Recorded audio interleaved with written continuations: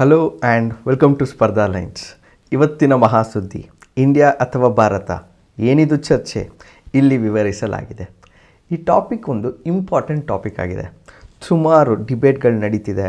India ಹೆಸರನ್ನು India ಅಂತಲೇ ಕರೀಲೇಬೇಕಾ ಅಥವಾ ಇದನ್ನು ಭಾರತ ಅಂತ ಕರಿಬೇಕಾ, ಭಾರತ ಅಂತ ಹೆಸರು ಹೇಗೆ ಬಂತು, ಇಂಡಿಯಾ ಅಂತ ಹೆಸರು ಹೇಗೆ ಬಂತು, ಇದನ್ನು ಕಾನ್ಸ್ಟಿಟ್ಯೂಷನ್ ಹೇಗೆ ಡಿಫೈನ್ ಮಾಡ್ತಾ ಹೋಗುತ್ತೆ, ಯಾವ ಆರ್ಟಿಕಲಲ್ಲಿ ಪ್ರೆಸೆಂಟ್ ಇದೆ, ಕಾನ್ಸ್ಟಿಟ್ಯೂಯೆಂಟ್ ಅಸೆಂಬ್ಲಿ ಅಂದರೆ ನಮ್ಮ ಕಾನ್ಸ್ಟಿಟ್ಯೂಷನಲ್ ಮೇಕರ್ಸ್, ಸಂವಿಧಾನ ಮೇಕರ್ಸ್ ಏನಿರ್ತಾರೆ ಅವರು ಇದ್ರ ಬಗ್ಗೆ ಏನು ಒಪ್ಪಂದ ಮಾಡಿಕೊಂಡ್ರು, ಇದು ಹೇಗೆ ಡಿಸೈಡ್ ಆಯಿತು ಕಾನ್ಸ್ಟಿಟ್ಯೂಯೆಂಟ್ ಅಸೆಂಬ್ಲಿಯಲ್ಲಿ, ಇದ್ರ ಪ್ರೋಸ್ ಏನು ಅಂದರೆ ನಾವಿವಾಗ ಇಂಡಿಯಾ ಅಂತ ಕರಿತಿದ್ದೀವಿ, ಇಂಡಿಯಾ ಅಂತ ಕರಿತಾನೇ ಇರಬೇಕಾ ಅಥವಾ ಇಂಡಿಯಾ ಬದಲು ಭಾರತ ಅಂತ ಕರೆದ್ರೆ ಅದರದ್ದು ಪ್ರೋಸ್ ಆ್ಯಂಡ್ ಕಾನ್ಸ್ ಏನು, ಅಡ್ವಾಂಟೇಜಸ್ ಏನು, ಡಿಸ್ಅಡ್ವಾಂಟೇಜಸ್ ಏನು. ಒಂದು ವೇಳೆ ನಾನೇನಾದರೂ ಇಂಡಿಯಾ ಅನ್ನೋ ಪದನ ರೀಪ್ಲೇಸ್ ಮಾಡಿ ಭಾರತ ಅಂತ ಕಾನ್ಸ್ಟಿಟ್ಯೂಷನಲ್ಲಿ ಡಿಫೈನ್ ಮಾಡ್ತಾ ಹೋಗ್ತೀನಿ, ಇಂಡಿಯಾ ಅನ್ನೋ ಪದನ ಕಂಪ್ಲೀಟಾಗಿ ತೆಗಿತೀನಿ ಅಂತಂದರೆ ಅದಕ್ಕೆ ನಾನೇನಾದ್ರು ಕಾನ್ಸ್ಟಿಟ್ಯೂಷನಲ್ ಅಮೆಂಡ್ಮೆಂಟ್ ತರಬೇಕಾ, ಅದ್ರ ಪ್ರೋಸೆಸ್ ಏನು, ಆರ್ಟಿಕಲ್ 368 ಅಡಿಯಲ್ಲಿ ಇತರೆ ಕಂಟ್ರಿಗಳು, ಈಗ ನಾವು ಭಾರತ ಅಂತ ಈಗ ಇಂಡಿಯಾ ಅಂತ ಕರಿತೀವಿ, ಇಂಡಿಯಾನ ರೀಪ್ಲೇಸ್ ಮಾಡಿ ಭಾರತ ಅಂತ ಕರಿತೀವಿ. ಒಂದು ವೇಳೆ ಆ ಒಂದು ಸನ್ನಿವೇಶ ಬಂತು ಅಂತಂದರೆ ಇದೇ ಥರ ಸಿಮಿಲರ್ ಎಕ್ಸಾಂಪಲ್ಸು ಬೇರೆ ಬೇರೆ ದೇಶದಲ್ಲಿ ಎಲ್ಲಿದೆ, ಈ ಪ್ರತಿಯೊಂದನ್ನು ನಾವು ಈ ವಿಚಾರದಲ್ಲಿ ಅರ್ಥ ಮಾಡ್ಕೊಳ್ಳೋಕ್ಕೆ ಟ್ರೈ ಮಾಡೋಣ. ನಾನು ನಿಮ್ಮ ಅಡ್ವೊಕೇಟ್ ಅಜಯ್. ಇವತ್ತಿನ ಈ ಟಾಪಿಕ್ನಲ್ಲಿ ನಾನು ನಿಮಗೆ ಈ ಒಂದು ಟಾಪಿಕ್ನ ಪ್ರತಿಯೊಂದು ಇಂಪಾರ್ಟೆಂಟ್ ಅಂಶವನ್ನು ನಿಮಗೆ ತಿಳಿಸ್ಕೊಳ್ಳೋಕ್ಕೆ ಇಚ್ಛೆ ಪಡ್ತೀನಿ. ಫಸ್ಟ್ ನಾವು ಅರ್ಥ ಮಾಡ್ಕೊಳ್ಬೇಕಾಗಿರೋದು ಏನಕ್ಕೆ ಈ ಟಾಪಿಕ್ ಬಂತು. ನಾವು ಕಾನ್ಸ್ಟಿಟ್ಯೂಷನ್ ಅಂತ ನೋಡಿದ್ರೆ we the people of India ಅಂತ ಇದೆ ನಮ್ಮ ಪ್ರಿಯಾಂಬಲಲ್ಲಿ. At the same time article 1 of the Indian ಕಾನ್ಸ್ಟಿಟ್ಯೂಷನಲ್ಲಿ ಏನು ಹೇಳುತ್ತೆ ಅಂತಂದರೆ ಇಂಡಿಯಾ ದಟ್ ಇಸ್ ಭಾರತ್ ಅಂತಿದೆ. ಇಂಡಿಯಾ ದಟ್ ಇಸ್ ಭಾರತ್ ಅಂತಲೇ ಇರೋದ್ರಿಂದ ಏನಕ್ಕೆ ಈ ಕಾಂಟ್ರವರ್ಸಿ ಬಂತು, ಈ ಕಾಂಟ್ರವರ್ಸಿ ಏನಕ್ಕೆ ಬಂತು ಅಂತಂದರೆ ಇಂಡಿಯಾ ರೀಸೆಂಟಾಗಿ ಏನು ಮಾಡುತ್ತೆ ಅಂದರೆ G20ನ ಹೋಸ್ಟ್ ಮಾಡುತ್ತೆ. So as A G20 hosting country ಏನು ಮಾಡಬೇಕು, ಇಂಡಿಯಾ ಒಂದು ರಿಕ್ವೆಸ್ಟ್ನ ಕಳಿಸುತ್ತೆ ಸುಮಾರು ಡಿಗ್ನಿಟರೀಸ್ಗೆ. ಈ ಡಿಗ್ನಿಟರೀಸ್ ಏನು ಮಾಡ್ತಾರೆ, ಇಂಡಿಯಾಗೆ ಬರ್ತಾರಲ್ಲ, ಇಂಡಿಯಾ ಬರೋಕ್ಕೆ ಮುಂಚೆ ಒಂದು ರಿಕ್ವೆಸ್ಟ್ ಕಳಿಸುತ್ತೆ. ಒಂದು ರಿಕ್ವೆಸ್ಟ್ ಹೇಗಿರುತ್ತೆ ಅಂತಂದರೆ on the occasion of G20 summit the president of Bharat ಅಂತ ಬರುತ್ತೆ. ಸೊ ಈ ಕನ್ವೆನ್ಷನ್ನ ನೋಡಿದಾಗ ಸುಮಾರು ವರ್ಷಗಳಿಂದ ಒಂದು ಕನ್ವೆನ್ಷನ್ ಫಾಲೋ ಮಾಡ್ತಾ ಬರುತ್ತೆ. ಆ ಕನ್ವೆನ್ಷನ್ ಏನು ಅಂದರೆ ಯಾವುದೇ ಡಿಗ್ನಿಟರೀಸ್ ಫಾರಿನ್ ಪೀಪಲ್ ಅಥವಾ ಫಾರಿನ್ ಅಂಬಾಸಿಡರ್ಸ್ ಇಂಡಿಯಾಗೆ ಬಂದಿದ್ದಲ್ಲಿ ಅವ್ರಿಗೆ ಒಂದು ಆಹ್ವಾನ ಪತ್ರಿಕೆನ ಕೊಡ್ತಾರೆ. ಆ ಆಹ್ವಾನ ಪತ್ರಿಕೆಯಲ್ಲಿ ಏನಿರುತ್ತೆ ಅಂತಂದರೆ ಪ್ರೆಸಿಡೆಂಟ್ ಆಫ್ ಇಂಡಿಯಾ ಅಂತ ಇರುತ್ತೆ ವಿನಃ ಪ್ರೆಸಿಡೆಂಟ್ ಆಫ್ ಭಾರತ್ ಅಂತ ಇರ್ತಿರಲಿಲ್ಲ. ಇದ್ರ ಅನುಸಾರ ಏನು ಅಂತಂದರೆ ನಾವು ಯಾವುದೇ ಒಂದು ನೋಟಿಫಿಕೇಷನ್ ಅಥವಾ ಆಹ್ವಾನ ಪತ್ರಿಕೆ ಹೊರಡಿಸಿದ್ದಲ್ಲಿ ಅದು ಇಂಗ್ಲೀಷಲ್ಲಿತ್ತು ಅಂತಂದರೆ ಇಲ್ಲೇನಾಗ್ತಿದೆ, ಇದು ಇಂಗ್ಲೀಷಲ್ಲಿದೆ. On the occasion of G20 summit the president of Bharat request the pleasure of the company of so and so at dinner ಅಂತ ಹೇಳ್ತಿದ್ದಾರೆ. ಸೊ ಕನ್ವೆನ್ಷನ್ ಪ್ರಕಾರ ಯಾವುದೇ ಒಂದು ಆಹ್ವಾನ ಪತ್ರಿಕೆ ಕರೀತಿದ್ದಾರೆ, ಇನ್ವಿಟೇಷನ್ ಆಗ್ತಿದೆ ಅಂತಲ್ಲಿ ಅಲ್ಲಿ ಮೋಸ್ಟ್ ಆಫ್ ದಿ ಕನ್ವೆನ್ಷನ್ಸ್ ಪ್ರಕಾರ ಪ್ರೆಸಿಡೆಂಟ್ ಆಫ್ ಇಂಡಿಯಾ ಅಂತ ಇರ್ತಿತ್ತು. ಬಟ್ ಇಲ್ಲೇನಾಗಿದೆ, ಪ್ರೆಸಿಡೆಂಟ್ ಆಫ್ ಭಾರತ್ ಅಂತ ಬರ್ತಿತ್ತು. ಒಂದು ವೇಳೆ ಅದೇ ಹಿಂದಿ ಆಹ್ವಾನ ಪತ್ರಿಕೆ ಆಗಿದ್ದಲ್ಲಿ ಅಲ್ಲಿ ದ ಪ್ರೆಸಿಡೆಂಟ್ ಆಫ್ ಭಾರತ್ ಅಂತ ಬರ್ತಿತ್ತು. ಸೊ ಕನ್ವೆನ್ಷನ್ ಪ್ರಕಾರ ಯಾವುದೇ ಒಂದು ಗೆಜೆಟ್ ನೋಟಿಫಿಕೇಷನ್ ಆಗಿರಲಿ, ಯಾವುದೇ ಒಂದು ಆಹ್ವಾನ ಇನ್ವಿಟೇಷನ್ ಆಗಿರಲಿ, ಈ ಎಲ್ಲ ಪ್ರಮೇಯದಲ್ಲೂ ಏನಾಗ್ತಿತ್ತು, ಒಂದು ಆಹ್ವಾನ ಪತ್ರಿಕೆ ಕಳಿಸಿದ್ದಲ್ಲಿ ಅಲ್ಲಿ ಪ್ರೆಸಿಡೆಂಟ್ ಆಫ್ ಇಂಡಿಯಾ ಅಂತ ಬರ್ತಿತ್ತೇ ವಿನಃ ಪ್ರೆಸಿಡೆಂಟ್ ಆಫ್ ಭಾರತ್ ಅಂತ ಬರ್ತಿರಲಿಲ್ಲ. ಈ ಒಂದು ಸನ್ನಿವೇಶದಲ್ಲಿ in what could be one of the unique ways of calling the dignitaries, ಅವ್ರನ್ನ ಡಿನ್ನರಿಗೆ ಕಲೀಲಿಕ್ಕೋಸ್ಕರ ಒಂದು ಆಹ್ವಾನ ಪತ್ರಿಕೆ ಹೊರಡಿಸ್ತಾರಲ್ಲ ಪ್ರೆಸಿಡೆಂಟ್ ಆಫ್ ಭಾರತ್ ಅಂತ. ಹಾಗಾಗಿ ಈಗಿನ ಚರ್ಚೆ ಬಂದಿದೆ. ಅಟ್ ದ ಸೇಮ್ ಟೈಮ್ ಈ ಚರ್ಚೆ ಏನಕ್ಕೆ ಬಂದಿದೆ ಅಂತಂದರೆ ಒಂದು ಸ್ಪೆಷಲ್ ಸೆಷನ್ನ ಕರೀತಾರೆ. ಯಾರು, ನಮ್ಮ ಸರ್ಕಾರ ಪಾರ್ಲಿಮೆಂಟ್ರಿ ಅಫೇರ್ಸ್ ಅವರು ಈಗ ಸೆಪ್ಟೆಂಬರ್ 18 ಸೆಪ್ಟೆಂಬರ್ 22 ಒಂದು ಸ್ಪೆಷಲ್ ಸೆಷನ್ನ ಕರೀತಾರೆ. ನೀವು ಗಮನಿಸಿರೋ ಹಾಗೆ ನಮ್ಮ ಪಾರ್ಲಿಮೆಂಟಲ್ಲಿ 3 ಸೆಷನ್ ಇರುತ್ತೆ. ಯಾವುದಾದ್ರು ಈ 3 ಸೆಷನ್ನು, ಒಂದು ಬಜೆಟ್ ಸೆಷನ್ ಇರುತ್ತೆ, ಇನ್ನೊಂದು ಮಾನ್ಸೂನ್ ಸೆಷನ್ ಇರುತ್ತೆ, ಇನ್ನೊಂದು ಬಂದು ವಿಂಟರ್ ಸೆಷನ್ ಅಂತ ಇರುತ್ತೆ. ಈ 3 ಸೆಷನ್ನ ನಾವು ನೋಡ್ಕೊಳ್ತಾನೆ ಬಂದಿದ್ದೀವಿ. ಈಗ ಸೆಪ್ಟೆಂಬರ್ 18 22 ವಾಟ್ ವಿ ಹ್ಯಾವ್ ಅಂತಂದರೆ ಸ್ಪೆಷಲ್ ಸೆಷನ್ ಅಂತ ಕರೀತಾರೆ. ಏನಿದು ಸ್ಪೆಷಲ್ ಸೆಷನ್ನು? ಇದು ಸಂವಿಧಾನದಲ್ಲಿ ಡಿಫೈನ್ ಆಗಿದೆಯಾ? ಇಲ್ಲ. ಈ ಸ್ಪೆಷಲ್ ಸೆಷನ್ ಅನ್ನೋದು ಸಂವಿಧಾನದಲ್ಲಿ ಡಿಫೈನ್ ಆಗಿಲ್ಲ. ನಮಗೆ ಇರುವಂಥದ್ದು ಬರೀ ವಿಂಟರ್ ಸೆಷನ್ ಆಗಿರ್ಬೋದು, ಮಾನ್ಸೂನ್ ಸೆಷನ್ ಆಗಿರ್ಬೋದು, ಬಜೆಟ್ ಸೆಷನ್ ಆಗಿರ್ಬೋದು. ಈಗ ಪಾರ್ಲಿಮೆಂಟ್ರಿ ಅಫೇರ್ಸ್ ಏನು ಮಾಡ್ತಿದೆ, ಒಂದು ಸ್ಪೆಷಲ್ ಸೆಷನ್ ಕರೀತಿದ್ದಾರೆ. ಈ ಸ್ಪೆಷಲ್ ಸೆಷನ್ ಏನು ಅಂತಂದರೆ, ಈ ಒಂದು ಪ್ರಸ್ತಾಪ ಮಾಡಬಹುದಾ, ಈ ಒಂದು ಚೇಂಜ್ ಆಫ್ ಕಾನ್ಸ್ಟಿಟ್ಯೂಷನ್ನ ಇಂಡಿಯಾನ ರೀಪ್ಲೇಸ್ ಮಾಡಿ ಭಾರತನ ಚೇಂಜ್ ಮಾಡ್ಬೋದಾ ಅಂತ ಊಹಾಪೋಹಗಳಿಗೆ ಒಂದು ಆಸ್ಪದ ಕೊಟ್ಟಿದೆ. ಸೊ ಈ ಸ್ಪೆಷಲ್ ಸೆಷನ್ ಕಾನ್ಸ್ಟಿಟ್ಯೂಷನಲ್ಲಿ ಡಿಫೈನ್ ಮಾಡಿಲ್ಲ. ಈಗ ಪಾರ್ಲಿಮೆಂಟ್ರಿ ಅಫೇರ್ಸ್ ಪಾರ್ಲಿಮೆಂಟಲ್ಲಿ ಹೇಗೆ ನಡಿಬೇಕು, ಅದು ಬಿಸ್ನೆಸ್ ಹೇಗೆ ನಡಿಬೇಕು ಅನ್ನೋದು ಡಿಸೈಡ್ ಮಾಡುತ್ತೆ. ಅವರೀಗ ಸ್ಪೆಷಲ್ ಸೆಷನ್ ಕರೆದಿರೋದ್ರಿಂದ ಊಹಾಪೋಹಗಳಿಗೆ ಇಂಡಿಯಾ ಅನ್ನೋದನ್ನು ಭಾರತ ಮಾಡಬೇಕು ಅಂತ ಹೇಳಿ ಒಂದು ಪ್ರಶ್ನೆ ಹುಟ್ಟಾಕಿದ್ದಾರೆ. ಹಾಗಾಗಿ ಈ ಒಂದು ಡಿಸ್ಕಷನ್ನು, ಈ ಒಂದು ಡಿಬೇಟು ಇಂಡಿಯಾ ಅಂತ ಕರಿಬೇಕಾ, ಭಾರತ ಅಂತ ಕರಿಬೇಕಾ, ಭಾರತ ಅಂತ ಕರಿಬೇಕಾ, ಇಂಡಿಯಾ ಅಂತ ಕರಿಬೇಕಾ ಅನ್ನೋ ಒಂದು ಸನ್ನಿವೇಶ ಹುಟ್ಟು ಹಾಕಿದೆ. ನಮಗೆ ಈಗ ಇಂಡಿಯಾ ಅಂತ ಕರಿಬೇಕಾ ಅಥವಾ ಭಾರತ ಅಂತ ಕರಿಬೇಕಾ ಅನ್ನೋ ಪ್ರಶ್ನೆ ಬಂದಾಗ ನಾವು ಇಂಡಿಯಾ ಅಂದರೆ ಮೀನಿಂಗ್ ಏನು, ಭಾರತ ಅಂದರೆ ಮೀನಿಂಗ್ ಏನು ಅದನ್ನು ಅರ್ಥ ಮಾಡ್ಕೊಳ್ಬೇಕಾಗುತ್ತೆ. ಇದಕ್ಕೆ ನಾವು ಅರ್ಥ ಮಾಡ್ಕೊಳ್ಬೇಕು ಅಂತಂದರೆ ನಾವು ಹಿಸ್ಟ್ರಿ ಬುಕ್ಸ್ನ ನೋಡಬೇಕಾಗುತ್ತೆ. ಹಿಸ್ಟ್ರಿ ಬುಕ್ಸ್ನ ನಾವು ನೋಡಿದಾಗ ನಮಗೆ ಫಸ್ಟು ಕಾಣಿಸುವಂಥದ್ದು ಇಂಡಿಯಾಗೆ ಸರಿಸುಮಾರು ಹೆಸರುಗಳಿದೆ. ಈ ಹೆಸರುಗಳು ಅಂತಂದರೆ ಅದನ್ನು ಮೆಲುಹಾ ಅಂತ ಕರೀತಾರೆ. ಇದು ಎಲ್ಲಿ ಕಾಣಿಸುತ್ತೆ? It appears in the ancient text of Mesopotamia to refer to the Indus valley civilisation. ಒಂದು ಸಿವಿಲೈಸೇಷನ್ ಅಂತ ಇರುತ್ತೆ. ನಮ್ಮನ್ನು ಇಂಡಸ್ ವ್ಯಾಲಿ ಸಿವಿಲೈಸೇಷನ್ ಅಂತ ಕರಿತೀವಿ. ನಾವೆಲ್ಲ ತುಂಬ ಹಳೆಯ ಸಿವಿಲೈಸೇಷನ್ಗಳು, ಕಂಟ್ರೀಸ್ ಅಂತ ಆಗ ಇರಲಿಲ್ಲ. ಅಂಥ ಟೈಮಲ್ಲಿ ಇಂಡಿಯಾನ ಮೆಲುಹಾ ಅಂತ ಕರಿತಿದ್ರು. ಚೈನೀಸ್ ಸಿವಿಲೈಸೇಷನ್ ಇತ್ತು, ಈಜಿಪ್ಷಿಯನ್ ಸಿವಿಲೈಸೇಷನ್ ಇತ್ತು, ಪರ್ಷಿಯನ್ ಸಿವಿಲೈಸೇಷನ್ ಇತ್ತು. ಅದೇ ಟೈಮಲ್ಲಿ Indian civilisation, Indus valley civilisation. So ಆ ಒಂದು ಟೈಮಲ್ಲಿ ಮೆಸೊಪೊಟೇಮಿಯಾ ಅಲ್ಲಿ ಏನು ಹೇಳ್ತಾರೆ, ನಮ್ಮ ಸಿವಿಲೈಸೇಷನ್ನ ಮೆಲುಹಾ ಅಂತ ಕರೀತಾರೆ. This is when the countries wear not formed. ಅಂದರೆ ಕಂಟ್ರೀಸ್ ಮಾಡದೇ ಇರುವಂತಹ ಸನ್ನಿವೇಶದಲ್ಲಿ ನಮ್ಮನ್ನು ಸಿವಿಲೈಸೇಷನ್ನ ಮೆಲುಹಾ ಅಂತ ಕರೀತಾರೆ. ಅದೇ ತರಹನೇ ಭರತ ವರ್ಷ ಅಂತ ಕರೀತಾರೆ, ಭರತ ಖಂಡ ಅಂತ ಕರೀತಾರೆ. It appears in the Puranas in the land between the sea in the south and the above of north, snow in the north. Aryavarta ಅಂತ ಕರೀತಾರೆ. This appears in the Manusmriti as the land occupied by the Indo Aryans. ಅದೇ ಥರನೇ ಜಂಬೂ ದ್ವೀಪ ಅಂತ ಕರೀತಾರೆ. Appears in the Vedic text and is still used in few South Asian countries to describe this subcontinent. ಆಮೇಲೆ ಹಿಂದಂತ ಕರೀತಾರೆ, India ಅಂತಲೂ ಕರೀತಾರೆ. ಈ ಎಲ್ಲ ಹೆಸರುಗಳನ್ನು ಇಂಡಿಯಾಗೆ ಕರೀತಾರೆ. ಬಟ್ ನಾವು ಈ ಇಂಡಿಯಾ ಅನ್ನೋ ಪದ ನಾವೀಗ ಜನರಲಾಗಿ ಮಾತಾಡ್ತೀವಿ. ನಾವು ಎಲ್ಲ ಕಡೆ ಹೋದಾಗೂ ಇಂಡಿಯಾ ಅಂತ ಹೇಳ್ತೀವಿ. ಅದನ್ನು ನಾವು ಸ್ಲೀವ್ ಮೇಲೆ ಹಾಕ್ಕೊಂಡು ಓಡಾಡ್ತಿರ್ತೀವಿ. ಇಂಡಿಯಾ ಅಂತಂದರೆ ನಮಗೊಂದು ಪ್ರೌಡ್ ಫೀಲಿಂಗ್ ಬರುತ್ತೆ. ಸೊ ಈ ಇಂಡಿಯಾ ಅನ್ನೋ ಪದ ಹೇಗೆ ಬಂತು? ಇದು ನನಗೆ ನಾನೇ ನಾಮಕರಣ ಮಾಡಿಕೊಂಡಿರುವಂತಹ ಹೆಸರ ಅಥವಾ ಇನ್ಯಾರೋ ಕೊಟ್ಟಿರುವಂತಹ ಹೆಸರ? ಈ ಒಂದು ಪ್ರಶ್ನೆ ಹುಟ್ಟಾಕಿದಾಗ ಈ ಒಂದು ಇಂಡಿಯಾ ಅನ್ನೋ ಪದ ನಾವು ನಮಗೆ ಯೂಸ್ ಮಾಡಿಕೊಳ್ಳುವಂಥ ಪದ ಅಲ್ಲ. ಫಾರಿನ್ ಕಂಟ್ರೀಸ್ ಅವರು ಅಥವಾ ಒಂದು ಸಿವಿಲೈಸೇಷನ್ ಬಂದು ಅವ್ರು ಈ ಪದನ ಕೊಡ್ತಾರೆ. ಹೇಗೆ ಸ್ಟಾರ್ಟ್ ಆಗುತ್ತೆ? ನಮ್ಮಲ್ಲಿ ಒಂದು ಜಾಗ್ರಫಿಕಲ್ ಕನ್ಸೆಪ್ಟ್ ಅಂತ ಬರುತ್ತೆ, ಒಂದು ಕಲ್ಚರಲ್ ಕನ್ಸೆಪ್ಟ್ ಅಂತ ಬರುತ್ತೆ. ಈ ಜಾಗ್ರಫಿಕಲ್ ಕನ್ಸೆಪ್ಟ್ ಅಂದರೆ ಏನು? ಒಂದು ಬೌಂಡ್ರಿನ ಡಿಫೈನ್ ಮಾಡ್ತೀವಲ್ಲ, ಈ ಕಂಟ್ರಿ ಹೀಗೆ ಅಂತ, ಅದನ್ನು ಜಾಗ್ರಫಿಕಲ್ ಕನ್ಸೆಪ್ಟ್ ಅಂತ ಕರಿತೀವಿ. ನಮ್ಮಲ್ಲಿ ಸಿಂಧೂ ನದಿ ಅಂತ ಇತ್ತು. ಇಲ್ಲಿ ನಾವು ಮ್ಯಾಪ್ ನೋಡೋದಾದರೆ ಇಲ್ಲಿ ನಮಗೆ ಸಿಂಧೂ ನದಿ ಹರಿತಾ ಹೋಗುತ್ತೆ. ಈ ಕಡೆ ಸಿಂಧೂ ನದಿ ರೈಟ್ ಸೈಡಿಗೆ ಯಾವ ಕಂಟ್ರಿ, ಒಂದು ಸಬ್ ಕಾಂಟಿನೆಂಟ್ ಅಂತ ಏನು ಕರಿತೀವಿ ಅದನ್ನೆಲ್ಲ ನಾವು ಸಿಂಧೂ ನದಿ ಬಲಗಡೆ ಅಂತ ಕರಿಬಹುದು ಅಲ್ವಾ? ಸೊ ಈ ಸಿಂಧೂನ ಅವರ ಭಾಷೆ, ಫಾರ್ ಎಕ್ಸಾಂಪಲಲ್ಲಿ ಹೇಳಬೇಕಾದ್ರೆ ಈ ಸಿಂಧೂನ ಕರೀಲಿಕ್ಕೆ ಕೆಲವೊಂದು ಭಾಷೆಗಳಲ್ಲಿ, ಫಾರ್ ಎಕ್ಸಾಂಪಲ್ ಗ್ರೀಕ್ಸ್ ಆಗಿರ್ಬೋದು, ಅದಕ್ಕೆ ಮುಂಚೆ ಪರ್ಷಿಯನ್ಸ್ ಆಗಿರ್ಬೋದು, ಅವ್ರಿಗೆ ಸಾ ಅನ್ನೋದು ಇರಲಿಲ್ಲ. ಈ ಸಾ ಬಂದು ಹಾಗೆ ಸಿಂಧೂ ಬಂದು ಇಂದು ಆಗುತ್ತೆ. ಸೊ ಸಿಂಧ್ ಬಂದು ಹಿಂದಾದಾಗ ಅದೇ ಥರನೇ ಸಿಂಧೂ ಬಂದು ಇಂಡಸ್ ಆಗುತ್ತೆ. ಸೊ ಇಂಡಸ್ ಆಗಿದ ನಂತರ ಕರಿತಾ ಕರಿತಾ ಕರಿತಾ ಇವ್ರು ಗ್ರೀಕ್ಗಳೇನು ಮಾಡ್ತಾರೆ, ಅದನ್ನು ಇಂಡಿಯಾ ಅಂತ ಕರೀತಾರೆ. ಸೊ ನಮ್ಮಲ್ಲಿ ಏನು ಅಂತಂದರೆ ಬ್ರಿಟಿಷವ್ರು ಬರ್ತಾರೆ, ಬ್ರಿಟಿಷವ್ರು ಈ ಇಂಡಿಯಾ ಅಂತ ಪದನ ಕೊಡ್ತಾರೆ ಅಂತ ಒಂದು ನಮಗೆ ಒಂದು ಅನಿಸಿಕೆ ಇದೆ, ಒಂದು ಒಪಿನಿಯನ್ ಇದೆ, ಒಂದು ಅಭಿಪ್ರಾಯ ಇದೆ. ಹೌದು, ಇದನ್ನು ಬ್ರಿಟಿಷವರು ಜಾಸ್ತಿ ಯೂಸೇಜ್ ಮಾಡೋದ್ರಿಂದ ಇಂಡಿಯಾ ಅಂತ ಕರೀತಾರೆ ವಿನಃ ಈ ಒಂದು ಹೆಸರನ್ನ ನಮಗಿಟ್ಟಿದ್ದು ಅಲ್ಲಿ ಗ್ರೀಕ್ಸ್ ಅವರು. ಅವರಿಗೆ ಪದಗಳು ಸಿಂಧೂಗೆ ಹಿಂದಾಗುತ್ತೆ, ಹಿಂದೂ ಬಂದು ಇಂಡಸ್ ಆಗುತ್ತೆ, ಇಂಡಸ್ ಬಂದು ಅಲ್ಟಿಮೇಟಾಗಿ ಇಂಡಿಯಾ ಆಗುತ್ತೆ. ಸೊ ಭಾರತದ ಹೆಸರು ಸಿಂಧೂ ನದಿಯಿಂದ ಬಂದಿದೆ. ಇದನ್ನು ಸಂಸ್ಕೃತದಲ್ಲಿ ಸಿಂಧೂ ಎಂದು ಕರೆಯಲಾಗುತ್ತದೆ. 2000 ವರ್ಷಗಳ ಹಿಂದೆ ವಾಯುವ್ಯದ ಮೂಲಕ ಪ್ರಯಾಣಿಸಿದ ಗ್ರೀಕರು ಮತ್ತು ಇರಾನಿಯರು ಸಿಂಧೂ ನದಿಯನ್ನು ಹಿಂದೂಗಳು ಅಥವಾ ಇಂಡಸ್ ಎಂದು ಕರೆದರು ಮತ್ತು ನದಿಯ ಪೂರ್ವದ ಭೂಮಿಯನ್ನು ಭಾರತದ ಎಂದು ಕರೆಯಲಾಗುತ್ತಿತ್ತು. ಸೊ ಇವರಿಗೆ ಆ ಸ್ಪಷ್ಟತೆ ಇಲ್ಲದ ಕಾರಣ ಸಿಂಧೂ ಬಂದು ಹಿಂದೂ ಆಗಿ, ಹಿಂದೂ ಬಂದು ಇಂಡಸ್ ಆಗಿ, ಇಂಡಸ್ ಬಂದು ಇಂಡಿಯಾ ಆಗುತ್ತದೆ.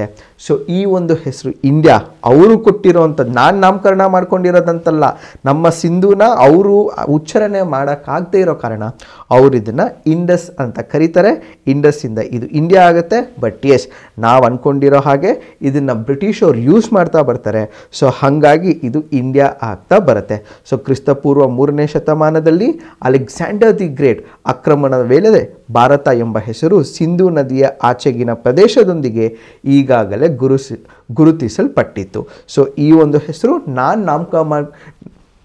ನಾನು ನಾಮಕರಣ ಮಾಡಿಕೊಂತ ಅಂಥದ್ದಲ್ಲ, ಬಟ್ ಯಾವುದೋ ಒಂದು ಫಾರಿನ್ ಕಂಟ್ರಿ ನನಗೆ ಕೊಟ್ಟಿರುವಂತಹ ಹೆಸರು. ಸೊ ಇದು first important point. Next Bharata ಅಂತ ಹೇಗೆ ಹೆಸರು ಬಂತು? ಈ ಭಾರತ ಅನ್ನೋ ಹೆಸರು ಭರತ ವರ್ಷದ ಬೇರುಗಳು ಪುರಾಣ ಸಾಹಿತ್ಯದಲ್ಲಿ ಮತ್ತು ಮಹಾಕಾವ್ಯದ ಮಹಾಭಾರತದಲ್ಲಿ ಕಂಡುಬರುತ್ತದೆ. ಪುರಾಣಗಳು ಭರತವನ್ನು ದಕ್ಷಿಣದಲ್ಲಿ ಸಮುದ್ರ ಮತ್ತು ಉತ್ತರದಲ್ಲಿ ಹಿಮದ ವಾಸಸ್ಥಾನ ನಡುವಿನ ಭೂಮಿ ಎಂದು ವಿವರಿಸುತ್ತದೆ. ಭರತನು ಭಾರತದ ಕುಗ್ವೇದ ಬುಡಕಟ್ಟಿನ ಪೂರ್ವಜ ಮತ್ತು ವಿಸ್ತರಣೆಯ ಮೂಲಕ ಉಪಖಂಡದ ಎಲ್ಲ ಜನರ ಮೂಲ ಪುರುಷನಾದ ದಂತಕಥೆಯ ಪ್ರಾಚೀನ ರಾಜನ ಹೆಸರು ಆಗಿರುತ್ತದೆ. ಏನಿರ ಅರ್ಥ ಅಂತಂದರೆ, ಭಾರತ ಅಂದ ಹೆಸರು ಹೇಗೆ ಬಂತು? ನಾವು ಯೂಶಲಾಗಿ ಕನ್ನಡದಲ್ಲಿ ಮಾತಾಡಬೇಕಾದ್ರೆ ನಾವು ಭಾರತ ಅಂತ ಕರಿತೀವಿ, ಇಂಡಿಯಾ ಅಂತ ಕರೆಯಲ್ಲ ಸರ್ವೇ ಸಾಮಾನ್ಯವಾಗಿ.